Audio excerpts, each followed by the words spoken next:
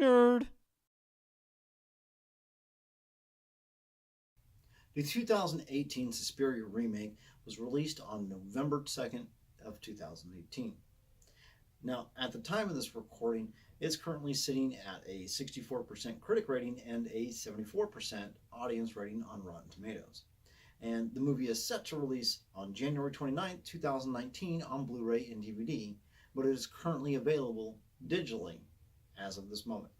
Now, if you didn't get to the theater to go see this one and kind of on the fence as to whether or not you want to go see it or not, that's what I'm here for. I'm here to give you a spoiler-free review. Now, I'm Josh, that nerdy rabbit, and this is the 2018 Suspiria remake review. Now, as I said, this is a remake.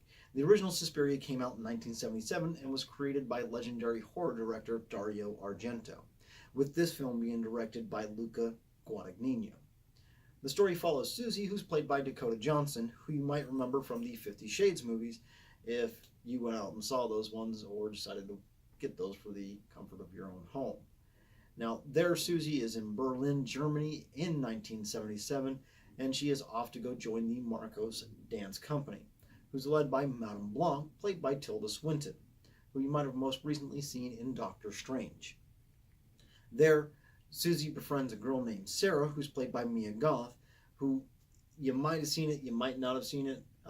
She was in A Cure for Wellness. That's one of those movies I might do a review a little bit later on, as it wasn't really seen or wasn't taken too well by a lot of people, in all honesty. But back on track. Now, as Susie's there, she's being integrated into the company and everything, and strange things are set in motion, and they all kind of culminate into a very jarring ending. Now, also during that, there is a doctor who goes by the name of Josef Klempler. I'm hoping I'm saying that right. But Klempler is also played by Tilda Swinton, but is credited as Lutz Ebersdorf. And he's doing his own little investigation on a missing girl who is associated with the company. Now, as far as my own thoughts with this, it is in essence very much a remake. It is very Suspiria-like, and it is very much its own movie as well. Now, the original used some very strong lights and some harsh music to kind of set a strong tone.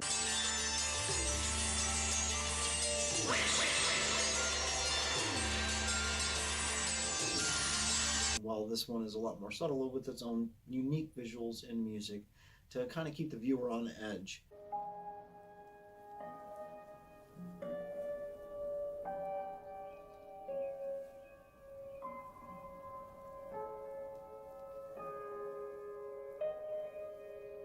There are many scenes in there that are kind of throwbacks to 1970s camera direction, and it's mixed very well with more modern techniques.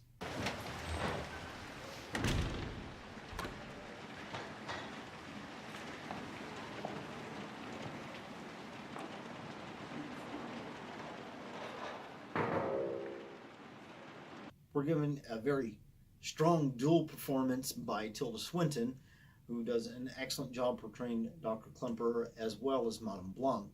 And Mia Goth does very well as her role as Sarah as well. Now, I did kind of feel underwhelmed with Dakota Johnson's portrayal of how she portrayed Susie, and I'm not sure if that's how they wanted that character to go or if that's just Miss Johnson's acting. Time will tell as she does more movies. Suspiria runs for roughly 2.5 hours and is essentially a slow burn kind of movie.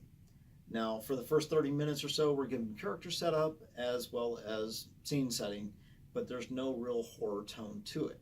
Now, after the first 30 minutes, it does kind of pick up a little bit, but it still kind of keeps that slow pace. And there are scenes of graphic horror that are mixed with, the slow pace that kind of help to draw the viewer in and keep them invested in the story.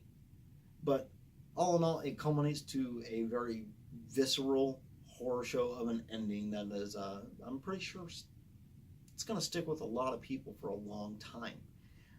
There are some intense moments of gore in this, as well as some excellent makeup with fair use of CGI here and there.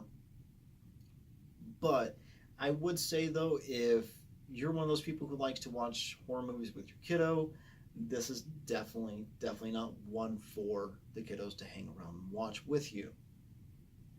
With that though, I can say that I'm glad I didn't go to the movie theater to go see this one, and I watched it from the comfort of my own home, as I feel it kind of drew me into the story and the scenes and everything a lot better than if I went to the theater and watched it with a room full of people.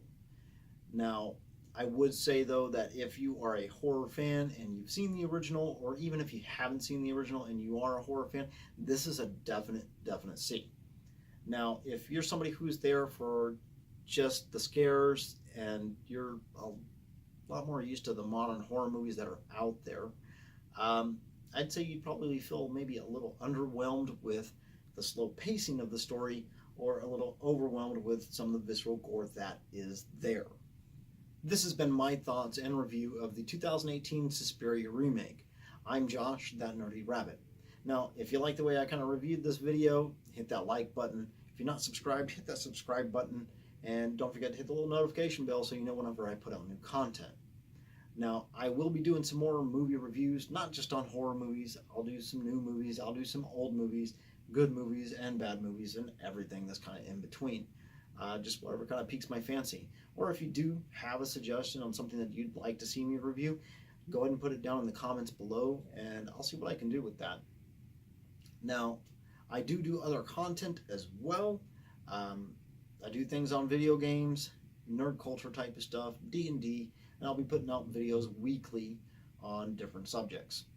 With that, I'll see you guys in the next video.